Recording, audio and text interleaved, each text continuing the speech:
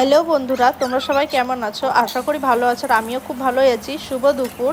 আজকে আমি আরাধ্যার গুমার ক্লাস থেকে বাড়ি আসার সময় একটু পনির এনেছিলাম। তো পনিরটাকে তেলের মধ্যে ভালো করে ভেজে নিয়েছি। ভাজার পরে এখন আলু দিয়ে দিয়েছি তেলের ওপরে।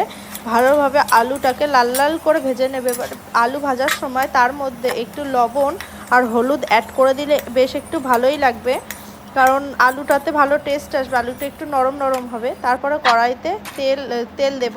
দেওয়ার পরে তেলের মধ্যে একটু তেজপাতা আর জিরে দিয়ে দেব।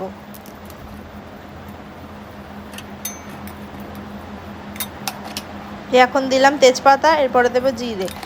দেওয়ার পরে ভালোভাবে একটু নাড়াচাড়া করব। তারপরে ভেজে রাখা আলুটা তার মধ্যে দিয়ে দিলাম। দেওয়ার পরে আলুটাকে একটু ভালোভাবে নাড়াচাড়া দিয়ে নেব।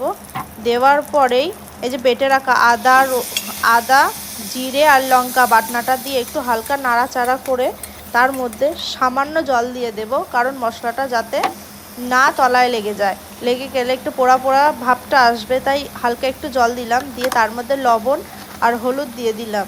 দিয়ে ভালোভাবে একটু নাড়াচাড়া করব খানিকক্ষণ ধরে, ভালোভাবে মশলাটা যাতে কষে যায়। মশলা যতক্ষণ না কষবে ততক্ষণ নাড়াচাড়া করা আমি বন্ধ করব না। এবার নাড়াচাড়া করে তার মধ্যে এবার আস্তে আস্তে করে মশলার বাটিতে থাকা যে জলটা ছিল সেটা দিয়ে দিলাম। দিয়ে যতটা জল লাগবে ঝোলে ততটা জল দিয়ে দিলাম। দিয়ে এবার ঝোলটাকে ভালো করে নাড়াচাড়া করে হালকা রেখে দেব।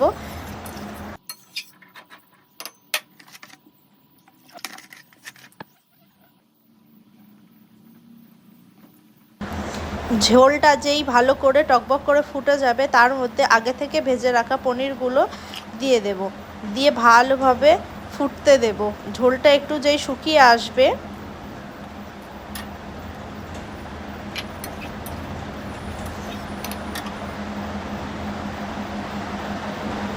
ঝোলটা যখনই শুকিয়ে আসবে তখনই তার মধ্যে থেকে কটা আলু আমি যেই গামলায় ঝোলটা নামাবো সেই গামলার মধ্যে ভালো করে চেপে নেব। নেবার পরে আলুটাকে ম্যাশ করে সেই আলুটা আবার আমি সেই কড়াইয়ের মধ্যে দিয়ে দেবো, যাতে ঝোলটা একটু মাখা মাখা হয়। পনিরটা একটু মাখা মাখা যেন হয় খেতে, তাই জন্য এবার ঝোলটা আমি একটু হালকা টেস্ট করে নেব লবণ হলুদ সব ঠিক আছে কিনা।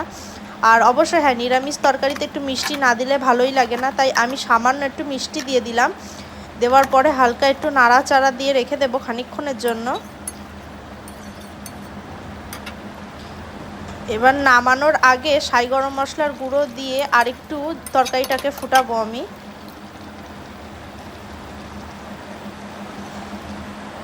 এবার গ্যাসের ফ্লেমটা অফ করেই এবার ঘি ঢেলে দেব।